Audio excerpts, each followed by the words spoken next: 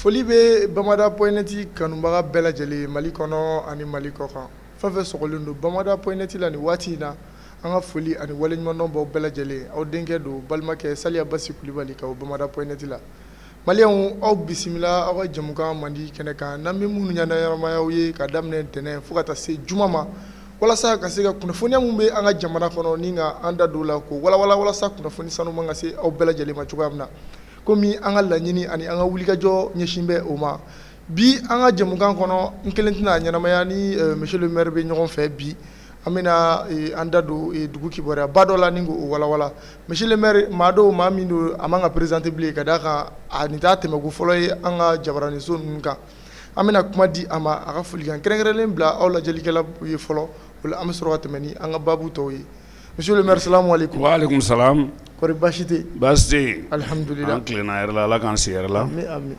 An bɛ su baro min na Ala ka tɛmɛ ni hɛrɛ ye. Amina ya rabbi. Ani ka faamuya cogo ɲuman di an lamɛnbaga cɛ muso denmisɛnnin mɔgɔkɔrɔba Mali kɔnɔ ani Mali kɔ kan. Amin. N ka foli b'u bɛɛ ye. Merci bien monsieur le maire. Monsieur le maire an ka lajɛlikɛlaw ladɔnniya k'a fɔ ko ŋunuŋunukan dɔ bɛ yen a gannen don an ka dugu kɔnɔ kosɛbɛ ni o de bɛna tali kɛ ko police territoriale ko kuma kan a kuma caya an bɛɛ kosɛbɛ.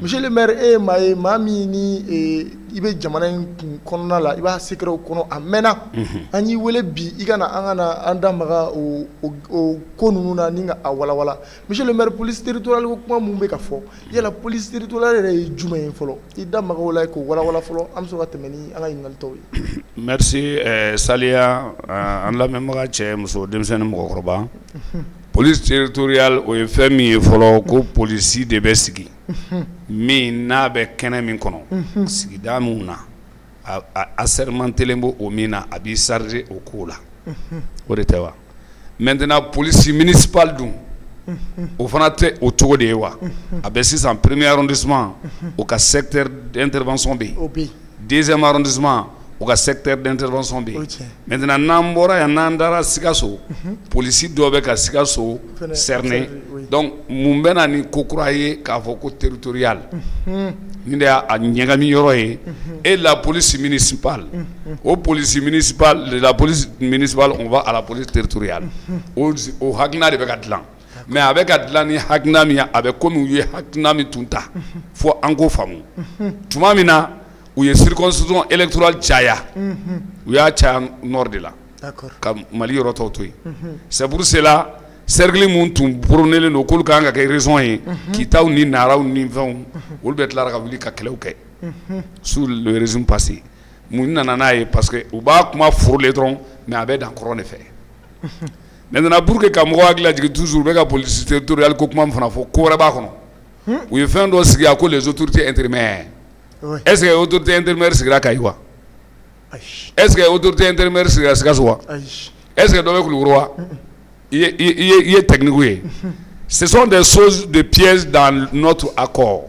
n'an m'an kɛcogo dɔn u b'an glisser k'an k'u ta ye toujours c'est la partition de notre pays technique y'o de ye olu yɛrɛnama de b'a fɛ u ye laɲini dɔ kɛ fɔlɔ u ye kɛ groupe ka don ɲɔgɔn na o groupe min bɛ don ɲɔgɔn na o kɛko fɔlɔ fagali min kɛra la a ma dogo mɔgɔ si la Gawo kɔnɔ a ma dogo mɔgɔ si la u ye jamaw fara ɲɔgɔn kan Mali sɔrɔdasiw ani olu ka sɔrɔdasiw ani polisiw k'a bɛɛ kɛ kuluba kelen ye tɔgɔ tun b'a la yan o kɛra tiɲɛli min ye bɛɛ y'o ye donc u b'a fɛ ka technique min kɛ sisan n bɛna ɲininkali de kɛ mun de bɛ rebelle bolo sinon la réinsertion n'a bɛ fɔ ma ko DDR heure min taara ni den fila tora yen heure min taara o heure baara bɛ ka kɛ.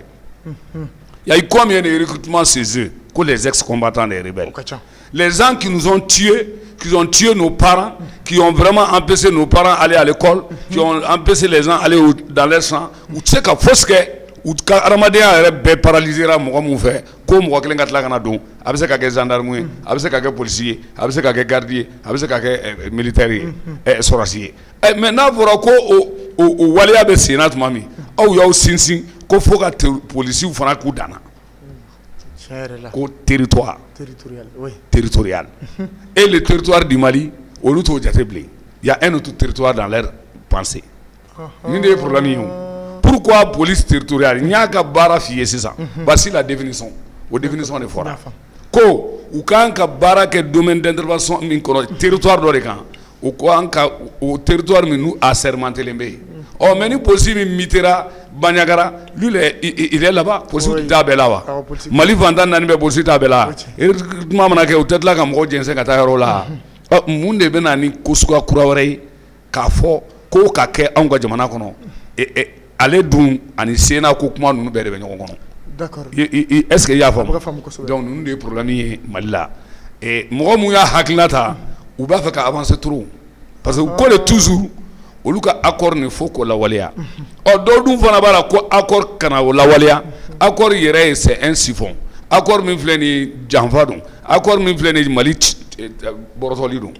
Maintenant n'an ko Mali tɛ tila e ye Maliden ye.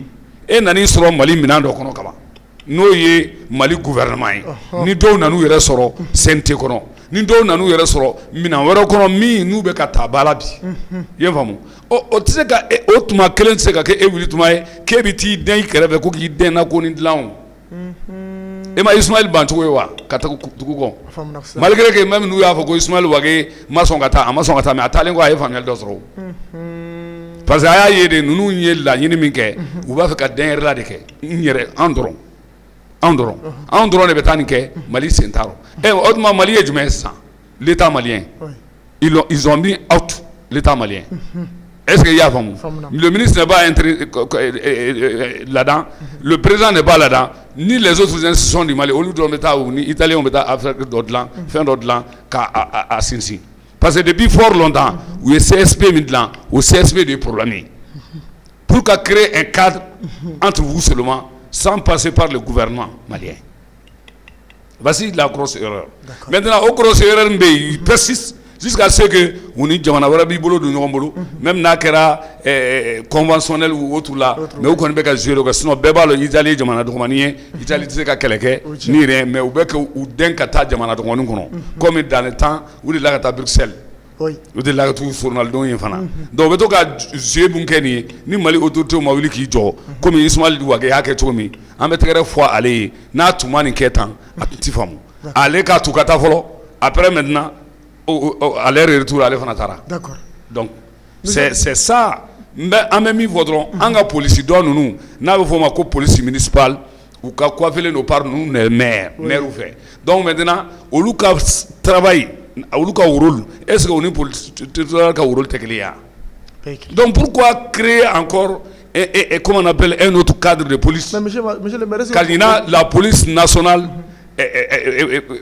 Monsieur le maire, il y a au service du peuple. Il y a la police territoriale qui certainement. Parce que comment parce que tout ce qu'ils ont tramé dans l'accord, ça ne concerne pas autre zone du Mali ici, c'est pas le nord. Le nord. Les trois raisons du nord dans un premier temps. Maintenant, qui a été érigé maintenant en plusieurs raisons. Il faut que les gens le disent. Tomoktu Donala, Menaga Donala. Oui. Vous voulez que ça soit 3, ça devient 5 ans. Donc maintenant, dans ces 5-là, où démocratiquement, où t'es, mais démographiquement, où t'es, mais on va essayer qu'à circonscription la chaya, ani ka commune la chaya. Yo bara beke au lieu de filles. On m'a gardé tout là-haut. On m'a gardé tout là-haut. Mais celle-là qui t'a quelle raison, qui t'a.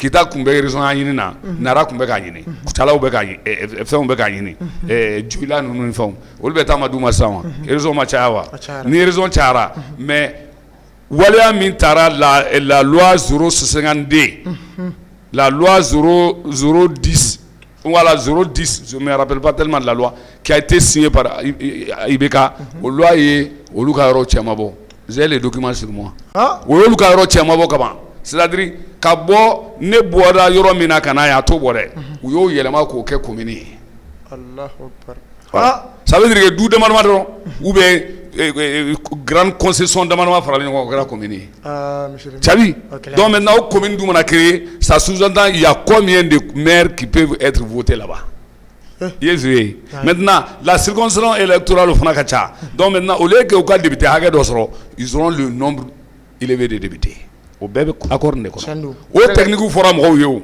mais mɔgɔ bɛ to k'i ba kunna o de y'a to olu yɛrɛ bɛ k'a fɔ ko fo ka accord de k'a la waleya mais yala monsieur le maire i bɔra k'o mun fɔ sisan yala o tɛ wolomali ye wa o wolomali de bɛ yen o wolomali min bɛ yen dɛ o de b'u permettre et puis l'autorité malienne est en train de faire une grosse erreur a grosse erreur ye min ye on est en train de les nourrir oui on est en train de les remettre dans les conditions effectivement mais malgré tout comment on appelle ils violent les textes qui régissent notre pays et l'État malien. C'est ce qui est grave. Ou bébé ka dongo la. Al-Gabas va y rester aux Nations Unies. Al-Gabas qui a signé ce document. Asara tuman nous ni font. Olu ma blabla place wa. Olu de déplacer ka tan ko non. Maintenant mo joli dona sente ko la. Abe mo mo ko bo. Aka chan o. Ou ko de fro ku te Malik fait. Malik jaw te kay. C'est un jeu. U bɛ ka fɔ tuma Malik Diaw ne y'a fɔ radio u b'a fɔ min ma média u b'a fɔ min na actuel média n ko sɔrɔsi bɛ k'a ye a bɛ k'a président ye a bɛ k'a vice ye a bɛ se ka k'a kɔnɔrɔmɔgɔ ye a bɛ se ka k'a commission na i bɛ ka wara fɛ ka k'o kunkolo di mɔgɔ wɛrɛ ma a kana kɛ dɛ n y'o f'u ye dɛ donc o tuma n ye nin ɲɔgɔn de fɔ rebelle y'o ni papa de kɛ Malik Diaw tɛ se ka k'a ye u b'o kuma la tuma min Sogɛli tun bɛ k'a kuma kelen fɔ i ye faamu. An ka M5 hukumu kɔnɔ yen conférence la CSM na donc c'est pour vous dire que depuis u bɛ nin de kɛ ka papali kɛ u y'o papali k'olu t'a la donc maintenant u mɔgɔ 20 kɔ bɛɛ tun ko k'u t'a la ils vont pas voter pour que Malik soit le président de l'UCNT donc coup d'état kɛla dɔ tun tɔ tora mɔgɔ kelen min ye o ye Malik de qui n'avait pas de place et d'institution n'a wulila Kati a bɛ taa Asimi de fɛ yen ou bien a bɛ na dugu kɔnɔ ka ci dɔ kɛ ka tila ka segin ka taa Kati parce que donc maintenant n'i ye kow tacogo lajɛ i b'a dɔn k'a bɛ kɛ mais u b'o o technique min kɛ o technique de kɛra sababu ye sa u bɛ u yɛrɛ sɔrɔ CNT u ka muso dɔw b'a la u denw b'a la u cɛw b'a la u ka mɔgɔw y'u yɛrɛ sɔrɔ a kɔnɔ maintenant u bɛ tila k'u to CNT kelen kɔnɔ ko tuguni malgré tous les bébés qu'ils ont eu à faire dans ce pays là et que adamadenya nana ka jeli to an na ka nɔnɔ bɔ o bɛ yen jeli de bɛ adamadenw na mais an ye nɔnɔ bɔ ka d'u ma mais malgré tout olu bɛ ils persistent. C'est ça le problème. Si l'État malien ne fait pas attention, on leur donne de pécule, on leur donne de salaire, on leur donne des indemnités, on les favorise à faire des voyages. Maintenant, on voit que l'on a coquet, minte bel jamanama. A kobe yin ngana ke basika boro faraire. Kulubali. D'accord. Begalaje. Monsieur le maire, o tɛmɛnen kɔfɛ an y'a ye don tɛmɛnlenw na Bamajila ma tigilama minnu bɛ an ka kɔrɔyan fan fɛ u bɔra n'u ka cɛdenw ye n'u ka finitigilakaw ye ka défilé dɔ kɛ mais yala an fɛ ka dɔn mun de la an ka état ma bɔ ka nin défilé in kɛlɛ k'a kɔn k'a jira k'a fɔ ko nin tɛ bɛn an ka territoire kan. An ka état ka problème ye ko réconciliation. Dans la réconciliation, on ne peut pas être toujours Moussala. Et tu sais quand on Moussala, il faut souvent dire certaines des quatre vérités à ces gens-là. Au cours de Mali, un but une fois, un peuple et un but une fois. Si vous êtes dans ça, que Assimi et puis le reste du gouvernement sache que nous tous Wage qui est juste à côté de nous, le ministre de la Réconciliation, a émis qu'il y a mais nous, il y a autrement, peut-être qu'il y a un don ou tableau émis. Il y a ça aussi. Maintenant, au Goumungono, Wage ou Torati. Mais en dehors de la 600, en gang à Bokono. Parce qu'on n'est plus dans le gouvernement de la charte de la transition, en même temps, gouvernement de la refondation. an bɛ ɲini kana to kɔnɔ mais n'an bɛ ka to kɔnɔ aw fasajalen don toujours ko accord min dilanna su IBK ko fo o kala waleya o de dɔnkili b'u ni tubabuw ni ɲɔgɔn cɛ o de hakilina b'u ni tubabuw ni ɲɔgɔn cɛ jusqu'à ce que n'i magara tubabuw la dɔrɔn o bɛ digi u la n'i ye waleya dɔ kɛ tubabuw la dɔrɔn a tɛ bɛn u ma n'i ye Faransi attaqué dɔɔni ou bien n'i y'ali Faransi tigɛ a tɛ bɛn u ma u bɛɛ b'a kalama Moussa Taher a b'a kalama Moussa Assardi qui est en France est au courant tous ceux qui sont à la tête de cette question ani mun b'a duguma o bɛɛ bɛ dimi a bɛ dimi cogo di an bɛɛ ye jamanaden kelen on dit accord on n'a pas dit traité dans un premier temps n'oublie pas d'accord il y a différence entre accord et traité il faut que u ka fɔ mɔgɔw ye un traité c'est entre un pays et un autre pays donc dans leur pensée ils ont fait un traité entre l'état de Azawad et l'état de Mali o de hakilina b'u la koyi a ma fɔ de fɔlɔ a bɛ ka na o dɔɔni sinon o de hakilina bɛ yen n'o tɛ bɛnbalici wale de fɔra mais o hukumu kɔnɔ mɔgɔw sɔnna aw kana an ka jɛ an ka baara kɛ halisa o banbaganciya bɛ mun ɲini tuguni qu'on se dit certaines vérités maintenant sɛbɛn min fana kɛra a fɔra ko mɔgɔ kana faga bilen sɛbɛn min kɛra a fɔra ko marifaw k'a di marifa t'u bolo sa basi donc ninnu de problème ye fo ninnu bɛɛ de ka bɔ yen c'est pour cela on a créé dans l'accord le DDR oui démobilisation désarmement et réinsertion i bololankolo de bɛna réintroduit n'i donna corps min na ni gendarmerie don i bɛ marifa sɔrɔ yen de c'est pas ton fusil là qui doit venir o ma fɔ mɔgɔ si ye o mais monsieur le maire o DDR o tɛ ka sira sɔrɔ o DDR bɔra yen dɔrɔn ka sin de ka den fila fili ji la ka Hitler la d'accord parce que ni ne bɛ ka wula jama parce que o bɛ to ka ko ninnu kɛ su IBK nin joué kɛra Zabi Ould Sidi Mohamed n tɔgɔma i tulo bɛ n kana i b'a dɔn i ye mɔgɔ min ye FIA représentant kɔrɔ don c'était lui le responsable de FIA Front Islamique Arabe de l'Azawad c'était lui donc maintenant o FIA ɲɛmɔgɔ kɔrɔ n'o ye tiɲɛli don Mali armée kun o de tilara ka na bila bi ko président de la commission de DDR avant qu'il ne soit ça d'abord il était le ministre des Affaires étrangères le représentant du président du Mali à l'extérieur ni présenté a bɔr'o la tilara ka kɛ le ministre de la réconciliation a fanw dada a ka ko dilannenw bɛ yen un ancien rebelle qui était même aux Nations Unies revenu sous IBK o mɔgɔ kelen de bɛ yen halisa qui est en train de gérer cette question il est aujourd'hui le président de DDR mais président de DDR jusqu'à présent ale tɛ se k'a ka carte vérité cɛ anw dun donna sen nin an bɛ minɛn min kɔnɔ o minɛn t'an permettre tuguni ka waleya dɔ in kɛ tuguni nin kan ka ɲɛɲini o mais n'u tɛ nin ɲɛɲini fo ka to k'a kɛ o de y'a to n y'a f'i ye ceux-là qui ne voulaient pas que IBK ka taa ani ceux qui voulaient que IBK ka to yen IBK ka taa olu bɛ se ka fara ɲɔgɔn kan k'olu ka bɛn kan kelen kan k'o bɛɛ ye réconciliation ko kuma in de ani paix mais la paix ne peut pas se faire dans le mensonge mon cher abada. Et tous ceux qui cessent la paix préparent une petite guerre en douce. Ils prépareraient. Tu veux la paix, tu veux dans la vérité. Fais un de qui s'obéit à nous on a fait. Mouna ni kera, ni kana ketuni. Mouna ni fana kera, ni yoko kana ketuni. Join ni ke, karsa ere ni ke. Angana ni yoko erbi. Mais c'est ça. Mais il y a évolué le courage sur au sein de notre institution, l'organe législatif de la transition, doit avoir Halisine Olja Marfabla. Et depuis autorité de Famola, au Moussala Bargabe Kabuya, Malik Jau. D'accord. Moussala Bargabe Kabuya, Asmi. Mobi Juan, Jamana, Assemblée Kono, Bi, Kafoko Antabla. Antabla. Naumanga Fen Walia. Otma Akori Kuranere. Non, Akuranete. Akori Mouye.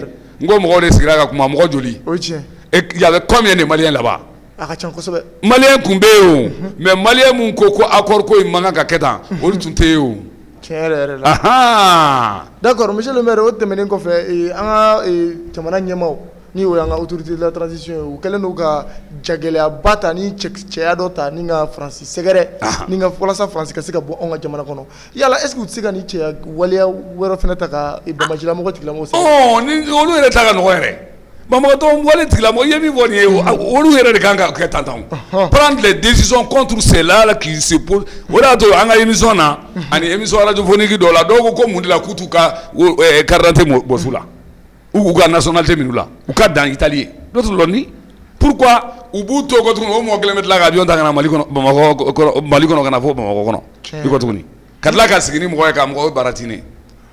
Ça ne peut pas continuer. En boro de kono.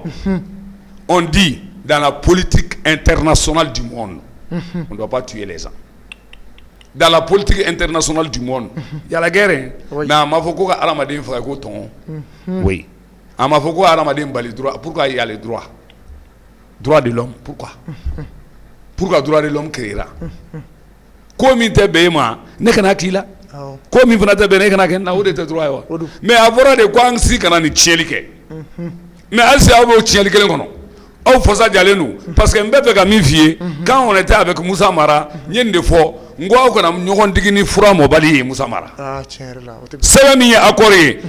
je souhaiterais que les Maliens vraiment écoutent attentivement ce qui se trouve dans cet accord. Accord d'Alger. Je vous dis, pacte national, tant que n'y est pacte national calan, autrement l'accord d'Alger 2006 a été débaillé. Mais ni ma pacte national calan, tu ne peux pas connaître parce que chapitre 3 du pacte national. Au bloqué.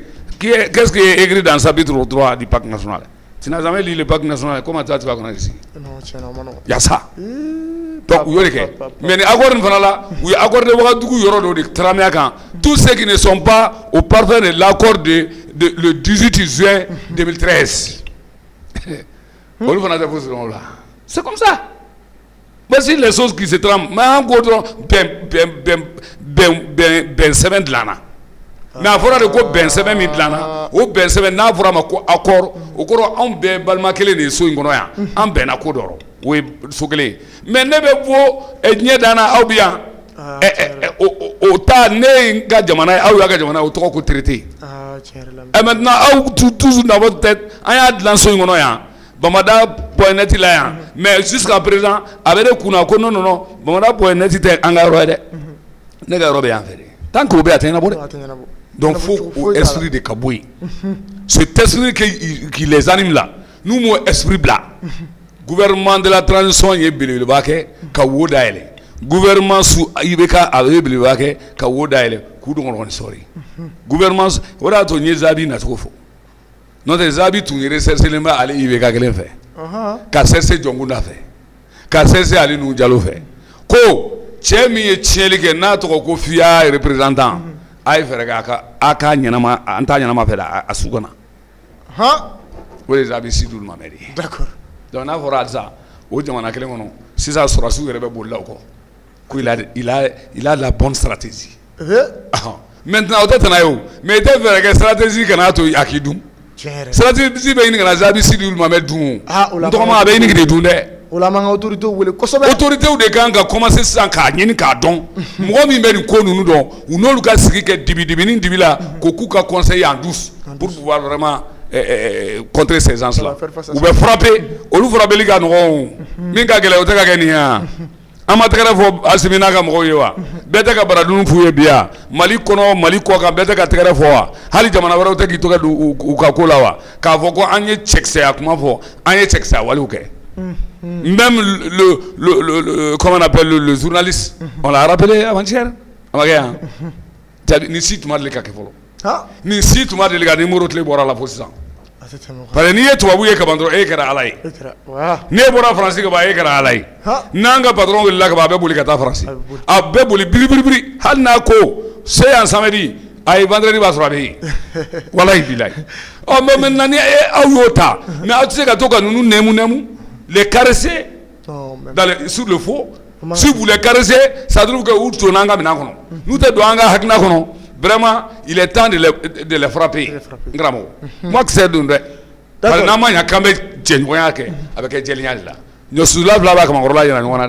D'accord. Voilà. Monsieur le maire, en ce cas, il faut un Francis Kakula. Francis n'a pas de nous légionnaire.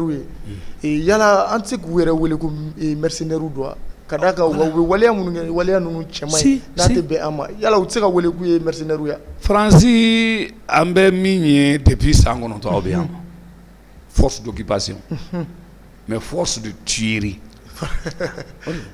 Vous occupez le terrain mais vous êtes en train de tuer la population parce que na vous fera wa mu fera libe ka kawnya na vous ne dit terrain. Francis Taoudi La France est en train d'assister les tueurs. La France est en train de les encourager. C'est-à-dire, moi, je suis fagali ke e nyabo la ba do metamine. Tu es complice? Tu es complice. Bon, Francis de Gatagale, ani Francis ka sembo yankoro. Sani Francis ka na ko do kutaka ke munde la obeke Francis nale. Ah, tiens. Munde la obeke Francis rezo. Toutes les forces étrangères ou nale ko do be ka kango jamana kono tumadle ka ke. Kabir ka malika mali wallahi billahi. D'accord. Dugu mu tununa, yoro mu jenna, adamade kuturu jenna ko basa. Ama deli ka ke malla folo ni sante. E ko so joli tatuna olu de don. Mais comme on nana kana nou ka communication nali en disant aux Maliens ko ambe mu no fe, ambe terroriste de no fe. D'accord. Ambe jihadiste de no fe. Oh, uyo do audas mami, maliden chena muso be ko terroriste. Ah. Maliden chela muso be ko jihadiste. Ne question posée avec 100 damadama bo sambe ka question personne ne me répond. Ah. Celui qui a égorgé les gens, celui qui a baraté, comment on appelle ce guillotonnage de combien de personnes, au tisse qu'a terroriste, donc au même black rêve, migné mon film boulot qu'a beau terroriste, tu vois. Ah, tiens, là. Il faut qu'à voilà. Ah, voilà. Moi, mi est magnifique quatre. La personne ne vivra plus. Oui. Et est-ce que tu peux lui déterrer de sa tombe pour qu'il non. il les reprend là? Jamais. Mais celui qui a été coupé les mains, Amawolo que Alama Moussora Fouka de Olo. Nazo Cheganano, I am so fou. Nazo Moussotino, I devola soro. There by Baba, Muibolo, Nebolo Tegabane to Suni. Ube Baba, Muibolo soro, Iboloni say, I Neboloni Saint Grau Tumala, Kurudon and Ako La Sharia, no Yadi Agaligam hold in Saint Bolote, Pazabe Kuranegono. Yadagal Naba Invante. Voilà. Yad Napa Invante Sa, Ube Al Kuranegono. Dina Yamoga and Eurofoka, Abe Kuranegono. Ne ni fo musulman maran sirfu ay dray ngo yade agali ka ansardin kana akekele mais anolu ka négociation ka no ni mi ko kantreke parce que mi ko kantreke doro de bolju ko ils sont très loin d'ici mais ils vont attiser les faits ici à travers ces éléments qui se disent que on de nga jamana ko. D'accord. Donc on est rebelle. Donc ni rebelle na hakna se kabula. Donc il faut les mettre out. C'est-à-dire nous black refait ibaï. Sur la zone mouvement nana, nous pour la France kana. Après on est venu avec plusieurs soldats du même avion. Souvent en doy, nene allemand sur la zone nana avec mebo. Quand j'ai quitté Berlin pour venir. Comprenez? Donc maintenant au mouron ta nana par exemple. Nous lu ben nana mouron film be ka faka aw nyana. Hineta aw duskuna. Muso be ka faka aw nyana. Hineta aw duskuna. Fantani kule abaga dairi me obebali. Hineta aw duskuna. Dugu be ci aw nyana hineta aw dusukuna aw betla ka vote ko de ko est partenaire mo ka to ka même l'administration c'est la France bargani est France be o ko ni chéden be ay mais ministre kungolo be France ne ba vola nyana mo be ka to ki pa kuna we barga ba vo mi ma ko G55 la paix France to abude c'est la France qui commande tout ça là il n'y a pas un groupe fait même on n'a pas be France bon nous kata angala je na ya soro an bɛ se ka mɔgɔ sɔrɔ min b'a mɔgɔ jugu natɔla ye k'a kunbɛn. D'accord. Vraiment o kɛra dugu ye o kɛra jamana ye an b'o fɛ o bɛ kɛ an bolo tare ninnu k'u ka bagages kuru u ka taa u ka bɔ yan dɛ ka bɔ yan ko ka t'i jɔ frontière la wallahi billahi talahi mɔgɔ bɛ ka to k'o kuma min jate n'o kɛra frontière ni dugu dɔ in ka jan. Ima ye gosili min kɛra o don wa e bɛ se k'i to frontière la combien de kilomètres e bɛ se ka gosili kɛ à 3 kilomètres. Il y a tout ça là. Donc l'autorité malienne, je vous interpelle, Aïfara, on demande à ces Toubabs ou à ces forces étrangères de rentrer chez eux. Merci. Nous allons vous demander d'aller chez vous. Une fois que, comme avec la femme, on est légitime, autrement la légitimité, nous avons d'accord. O fɛrɛ de bɛ latigɛ. Asimina ka cɛ denw kan k'o de fɛrɛ tigɛ. D'accord. Dɔw ninnu u b'olu bɛɛ b'u ka institution kɔnɔ kelen-kelen. A ye jɔ aw kelen na fɔlɔ. Parce que vous êtes en train de se nourrir par les contribuables maliens. Jamanaden ka lamaga wari de bɛ di la institution mɔgɔw ma. D'accord. Monsieur le maire, an ka jamana premier ministre n'o ye docteur Choguel Kokola Maïga ye. Ale ye kuma dɔ fɔ bi. Kunungo plutôt kunu ne do ani ay ambassadeur caman wele kana sigi ka ira ula ka fɔ ko France ko olu de ye an ka jamana jugu ye a ye kumakan dɔ fɔ a y'a yira k'a fɔ k'u ka force min bɛ yan ko takuba ko force takuba ko kɔrɔbɔrɔkan na ko bamuru ko o bamuru ko o b'a yira k'a fɔ de k'u nana an ka jamana tilali de la yala monsieur le maire yakilina ye mun ye nin kumakan in mais bamuru de an ye nin fɔ san'a ye Sokɛli ka kɛ premier ministre an ye nin fɔ radio FR3 sanfɛ radio tɔw sanfɛ an bɛ interview mun kɛ an b'a fɔ la mais seulement n'i ma kɛ autorité ba ye i ka kumakan tɛ peser voici il y a ça sinon an y'a fɔ ko takuba veut dire bamuru takuba ye kɔrɔbɔrɔkan de donc u y'o de n'a senni pour vraiment comment on appelle fissurer notre pays mais a fissure bɛ daminɛ mun na fissure bɛ daminɛ stratégie minière voilà parce que ninnu fɛn fɛn bɛ takuba kɔnɔ c'est des experts en mine ye o de tɛ dugujukɔrɔfɛn i ka dugujukɔrɔfɛn bɛɛ lajɛlen takuba mana mɛn yan an y'a fɔ IBK ye depuis mana mais l'autorité malienne ils sont tympanisés ou souvent u tɛ mɔgɔ lamɛn u tɛ jamanaden lamɛn an ko IBK ma mun b'an bara fɔlɔ o kɛlen bɛ k'an degun Yɛrɛwolo debout sur la rempart a dit k'a pɛrɛpɛrɛ tigɛ mun b'an bara fɔlɔ olu y'an degun an ka tagali cogo ɲini olu la des forces d'occupation maintenant n'an bɔr'o la o ka taa an penser ka taa an yɛrɛ sɔrɔ mun kɔnɔ ko force wɛrɛ bɛ ka labɛn o ka kana pourquoi et puis u bɛ tila k'a fɔ k'olu nana Sahel c'est pas le Sahel qu'on les a amenés qu'on les a dit le premier jour où le Serval venait jɔn y'a f'i ɲɛna a fɔra ko Mali e Sahel mɛn yan jigi y'an ta ni ko pays de Sahel bɛɛ y'a mɛn de ko Mali u bɛna Mali de kɛlɛ la ka kɛ rebelles minɛ ou bien ka rebelles k'u an sago ye mais olu bɛ mun kɛ on voit que olu bɛna k'u bɛ rebelles de fɛngɛ u bɛna o mɔgɔ kelenw ni rebelles bɛ jɛ ka baara kɛ donc tant que o bɛ sen na f'an k'o yɔrɔnin walawala a bɛ komi u bɛ k'u sen da corruption ko da la cogo min n'u ma nin yɔrɔ fana woloma n b'a f'i ɲɛna a bɛ gɛlɛya dɛ n karamɔgɔ. D'accord. Merci bien monsieur le maire o tɛmɛnen kɔfɛ tile fila in na an ye kunnafoniya sɔrɔ k'a fɔ k'an ka jamana ɲɛmaa n'o ye colonel Asimi Goyita ye k'ale bɛ fɛ ka yɛlɛma don an ka jamana minisiri ko cogoya la yala ka dɔ fara an ka minisiriw kan an mago b'o de la nin waati in na wa. Bon parce que il y a trop de bruit autour de cette question sinon minisiri ko tuma tuma fɔ dɛ tu fɔra de ko minisiri ko CNT bɛ hakɛ min ko ka dɔ fara a kan ne yɛrɛ de ye nin proposition kɛ a mɛnna o ne k'u ma n'an ma ɲa a bɛ tali kɛ au lieu de prendre ça il faut prendre au lieu de prendre 121 a ye 147 ta siɲɛ kelen mais u ko comme sarti y'a fɔ ko 121 a bɛ t'o ma maintenant ni yɛlɛma donna sarti la sisan a bɛ taga a nombre exact la mais est-ce que cela veut dire que ministre fana ka taa o nombre la parce que ministre est 25 de il y a 3 délégués voilà imam Jara ninnu ni tɔw olu ye délégués ye maintenant on veut les mettre dans leurs jargons peut-être a bɛ sɔrɔ ka ko ye mais ministre dɔgɔya ye mun ye sous Sékou Umaru Jara il y avait 24 ne Silamini yɛrɛ proposé ko ministre ne ko non k'an ka kɛ 22 ne kɛra ministre ye mais ne de ko k'a kɛ 22 maintenant ne ajoutera 22 kan an yala a bɛ kɛ 25 ye 24 na a bɛ kɛ 25 ye cɛman Ibɛri bɛ tugu la a tun bɛ kɛ 26 ye Demba bɛ tugu la a tun bɛ kɛ 27 ye ainsi de suite a tun bɛ taa 30 ani kɔ mais après an donsola sa yɔrɔ tuma bolo ka kɛ 22 ye u y'a augmenter ka kɛ 31 ye o voici cette même façon de faire u bɛ k'o de don sisan ko la parce que toujours ale IBK kelen mɔgɔw bɛ wugu la o ale IBK kelen mɔgɔw bɛ girinkajɔ la o parce que c'est des gens ni min bɛ fanga la don min u b'u ɲɛgɛn k'o ye ko nɔnsi o mɔgɔ bɛ yen dɛ ni fanga nana sisan n'a dira Saliya ma bɛɛ ko Saliya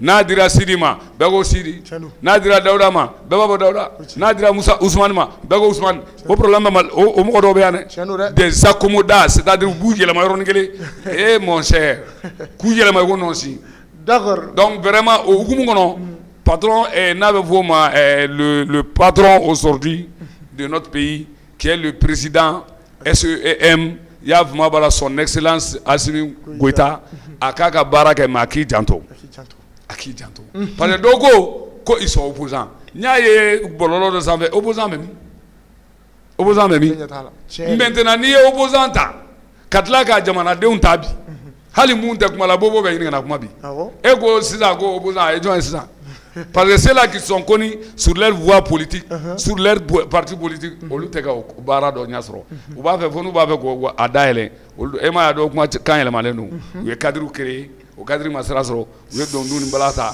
k'u bɛ taa yɔrɔw la fa u to k'o ɲɛ sɔrɔ don o don jamanaden kɔni bɛ ka labɔli kɛ jamanaden suguya wɛrɛw bɛ ka labɔli kɛ dans le cadre politique mais ce sont pas des membres du parti politique pour que aw tɛ se ka ɲɛɲini aw ko k'aw ye 200 ni kɔ ye min b'a la o tɛ mɔgɔ 10 bɔ mun ko k'o ye opposant ye Mali kɔnɔ aw tɛ mɔgɔ 10 bɔ n'i ye mɔgɔ 10 jateminɛ hali n'u ye 1 million ye si nous sommes les 19 millions opposant u bɛ mun ɲa donc u b'a fɛ ka o de hakilina la na pour que ko bɛɛ k'i da don a la ni bɛɛ b'i da don a la yadi Agali fana ka na dɛ ni bɛɛ b'i da don a la Amadu Kufa ka na dɛ komi an balimaw n'an sinji mun bɛ kuma la radio ni bɔlɔlɔw kan olu bɛ dala jigin dala yɛlɛ yadi de y'a kɛ tan ta Kufa de y'a kɛ tan ta Kufa ka kɛ tan tɛ Kufa la mais yadi Agali ma deli ka mɔgɔ faga laban in na labanata in na quoi a ma mɔgɔ faga a bɛ mɔgɔ minɛ de a bɛ jɔn minɛ nansara bilen a mɔgɔ si t'anw na n'i ye Sumayila ka minɛli sɛgɛsɛgɛ yadi tɔgɔ t'a la o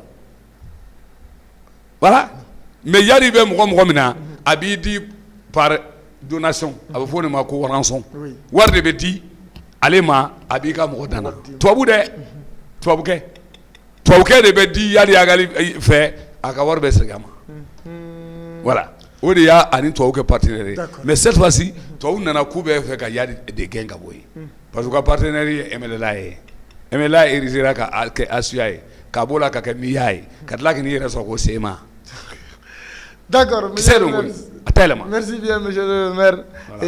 Teliyala an ka jamukan sera a kuncɛyɔrɔ la kumakan laban jumɛn b'i bolo? Bon kumakan laban bɛ n bolo autorité welelen don kɔ tuguni jamana in kɔnɔ bɛɛ lajɛlen mago jɔlen bɛ sojɔ la mais ciment tɛ se ka dilan anw bara yan an ka tila ka ciment tonne san 20,000 non hali 26 tɛ dɛ anw man kan ka ciment tonne yɛrɛ sɔrɔ san ya 16 normalement matière première bɛ Mali de la commission min b'o kɔnɔ u ye 12 millions bɔ dɔw kun ka ban ne b'a kalama don nata la an b'an da s'o ma mais maliyɛnw man kan ka ciment san u yɛrɛ ka dugu kɔnɔ an tun bɛ taa ciment san Côte d'Ivoire o wari man ca ciment bɛ taa dugu wɛrɛ o wari kun man ca mais ciment ou bien a ka caya mais a b'i yɛrɛ bara combien d'usines u bɛ ka o lɔ san wayi ou bien la matière première de notre ciment a bɛ ka bɔ min voici la question n y'a posé Asimi Goïta ani Sogɛli Kokala Mayiga aw de kun c'est-à-dire munna ciment da bɛ ka gɛlɛya on est en train de nous dire que fantan jamana don lorsque les fantans u girinna tuma k'u bɛ taa bonlɔ la ciment bɔrɔ taar'i jɔ fo 10,000 ni kɔ ciment bɔrɔ 1 taar'i jɔ fo 10,000 ni kɔ ça c'est grave hein donc ka tila k'o turu da ko embargo an dun ye embargo kuma in fɔ ko tous ceux qui ont augmenté leur prix a ye numéro vert ta a tɛ numéro vert nin bila aw ka bɔlɔlɔw sanfɛ bɛɛ ka to k'a ɲɛɲini numéro vert ka ta ni ne ye dɔ fara n ka fɛn kan dɔrɔn paw a wele donc a bɛ ɲa dɔn sinon u ye dɔw minɛ o yɔrɔ kaban dɔw ye plus de 12 millions sara à l'état malien parce que n bɛɛ bɛ ka mun f'i ye dɔw bɛ a ciment san ka taa stocké f'i ye donc n'u y'a stocké e bɛ taa usine na a bɛ fɔ ko fɛn tɛ yen maintenant usine b'a feere u ma misali la n'a feere olu ma sa 16,000 olu bɛ taa feere 20,000 o tɛ 40 tɔnɔ ye ou bien 21 basi la tonne donc o sie nin dɛ o fana décortiquera hala ma mɛn mais o kuma bɛ nalen an bɛ min nɔfɛ jamanadenw ka sabali nin tɛ ko gɛrɛntɛ tuma ye jamanaden ka kan ka lafiya de nin période la anw yɛrɛ ma parce que diɲɛ bɛɛ b'an contre la mais diɲɛ fan kelen fana ko k'an ye waleya min kɛ ko ka ɲi an ka nin yɔrɔ jateminɛ kɛ donc ne de bɛ n bolo k'a fɔ mɔgɔw ye mɔgɔw ka nin yɔrɔ faamu nin ye koba de ye faamaw a ye wuli dɛ a ma ban dɛ parce que dɔw bɛ nin de fɛ gɛrɛntɛ ka kɛ hali sini dɔw bɛ k'a fɔ monsieur le maire aw ma fɔ aw de ka mɔgɔ tɛ mɔgɔ ninnu ye aw ko embargo kɛlen filɛ na an ɲɛ b'aw la sa jamana ko bɛɛ bɛ ka gɛlɛya ko fo se ka gɛlɛya n'i y'a gɛlɛya an b'i minɛ. D'accord, monsieur le maire, merci. Il y a donné dit à la Ama Kasoro, Fema Boyer Tala, Ambifo, Krenkrela Ola, et Bamada Boineti, la Kanumao, Amaola Donia Kafoko, Jamuka Manisera, Akuncherola, Aukambe, Siguere, Wassalam.